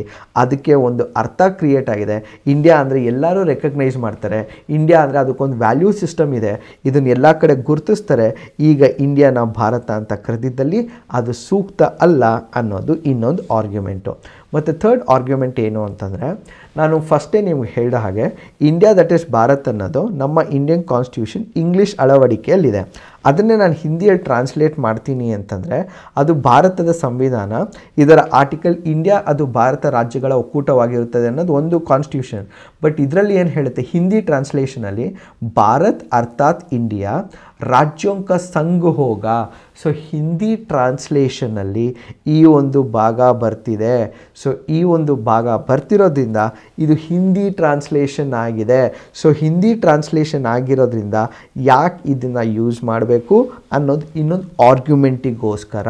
ಸೊ ಅಲ್ಲಿ ಇಂಗ್ಲೀಷ್ ಟ್ರಾನ್ಸ್ಲೇಷನಲ್ಲಿ ಇಂಡಿಯಾ ದಟ್ ಈಸ್ ಭಾರತ್ ಅಂತಿದೆ, ಅದನ್ನು ಅಥಾರಿಟೇಟಿವ್ ಟೆಕ್ಸ್ಟ್ನ ಹಿಂದಿಯಲ್ಲಿ ಟ್ರಾನ್ಸ್ಲೇಟ್ ಮಾಡಿದಲ್ಲಿ ಭಾರತ್ ಅರ್ಥಾತ್ ಇಂಡಿಯಾ ರಾಜ್ಯೋಂಕ ಸಂಘ ಹೋಗ, ಅರ್ಥಾತ್ ಎಂಬ ಪದದ ಅರ್ಥ ಅದು ಸ್ಪಷ್ಟವಾಗಿ ಹಿಂದಿ ಆವೃತ್ತಿಯಲ್ಲಿ ಭಾರತದ ಪದಕ್ಕೆ ಪ್ರಾಮುಖ್ಯತೆ ನೀಡಲಾಗಿದೆ. ಸೊ ಆಲ್ರೆಡಿ ಇಂಗ್ಲೀಷಲ್ಲಿ ಹಂಗಿದೆ, ಹಿಂದಿ ಟ್ರಾನ್ಸ್ಲೇಷನ್ ಹಿಂಗಿರೋದ್ರಿಂದ ನಾನು ಇದನ್ನು ಕಂಟಿನ್ಯೂ ಮಾಡಬಾರ್ದು is an other set of argument.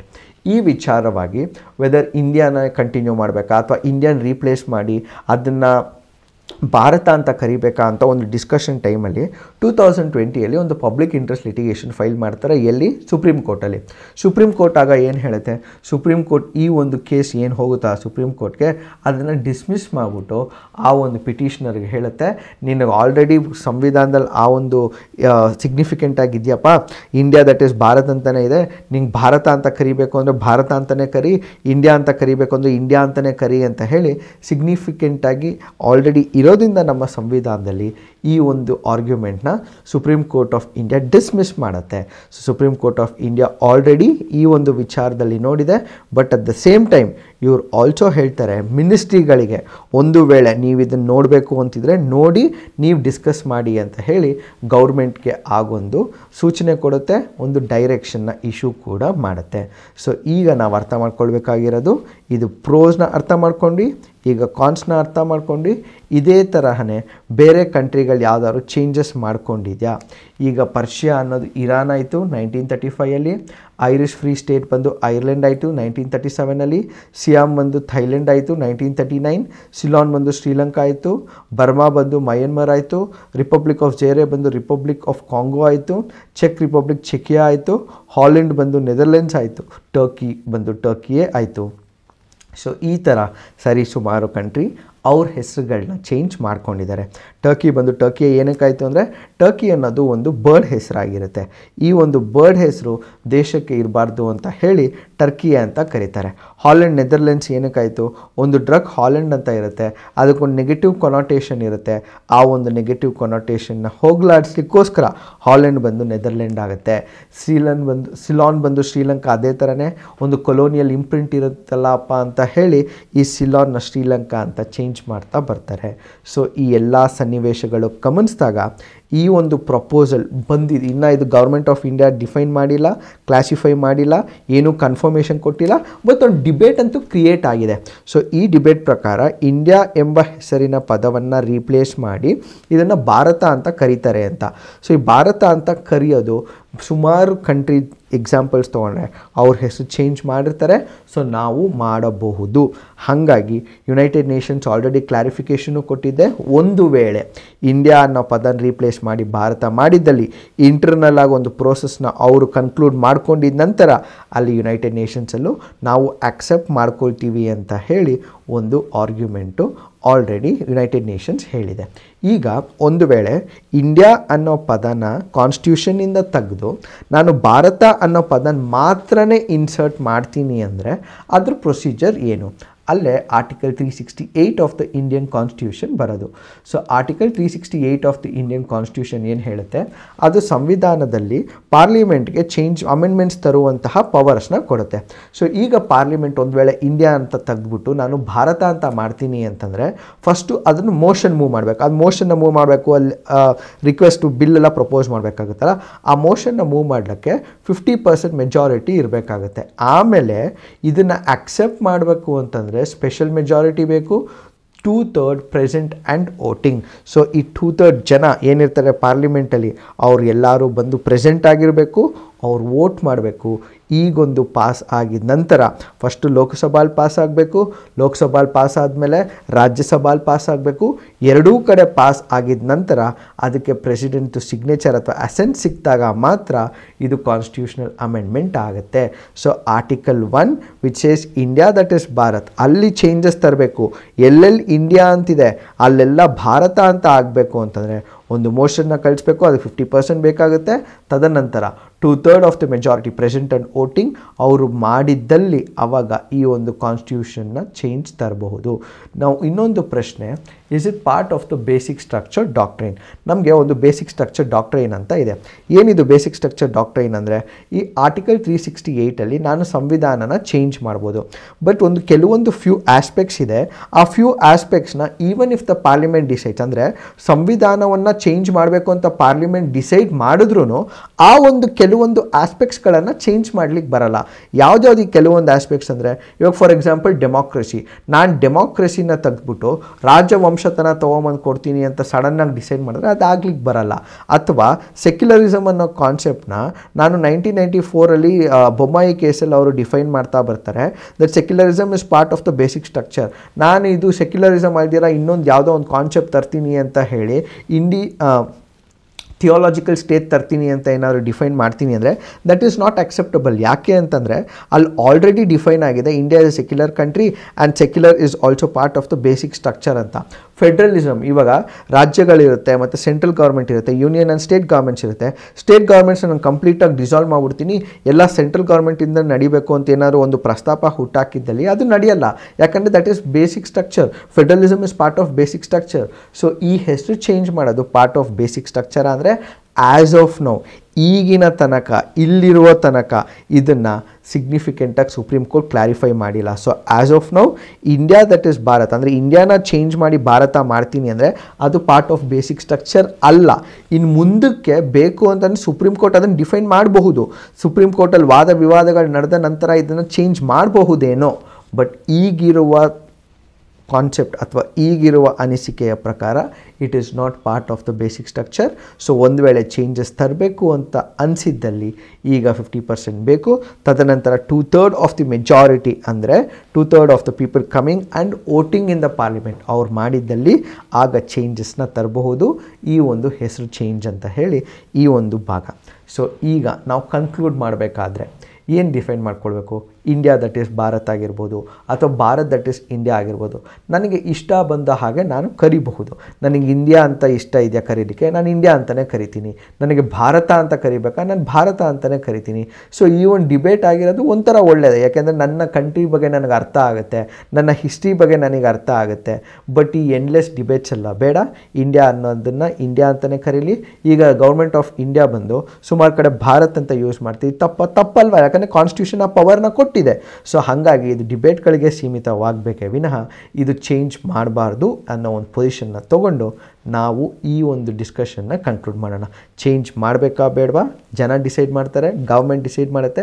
But for the sake of discussion, for pros and cons, advantages ಏನು ಡಿಸಡ್ವಾಂಟೇಜಸ್ ಏನು ನಿಮ್ಮ ಎಕ್ಸಾಮ್ಗೆ ಇಂಪಾರ್ಟೆಂಟ್ ಆಗುತ್ತೆ. ಇದನ್ನು ಎಲ್ಲದನ್ನು ಇಟ್ಕೊಳ್ಳಿ. ನೀವು ಇಂಟರ್ವ್ಯೂಗೆ ಹೋಗ್ತೀರಾ ಅಂತಂದರೆ ಈ ಒಂದು ಪ್ರಶ್ನೆನೂ ನಿಮಗೆ ಕೇಳಬಹುದು. ಸೊ ನೀವು ಸ್ಟ್ರಾಂಗಾಗಿ ಈ ಒಂದು ಆರ್ಗ್ಯುಮೆಂಟ್ನ ಇಟ್ಕೊಳ್ಬೇಕಾಗುತ್ತೆ ಒಂದು ವೇಳೆ ನಿಮಗೆ ಆ ಪ್ರಶ್ನೆ ಬಂದಿದ್ದಲ್ಲಿ. ಸೊ ಈಗಿನ ಮಹಾಸುದ್ದಿ ಬಂದು ಇಲ್ಲಿಗೆ ಅಂತ್ಯ ಆಗುತ್ತೆ. Thank you for watching. All the best.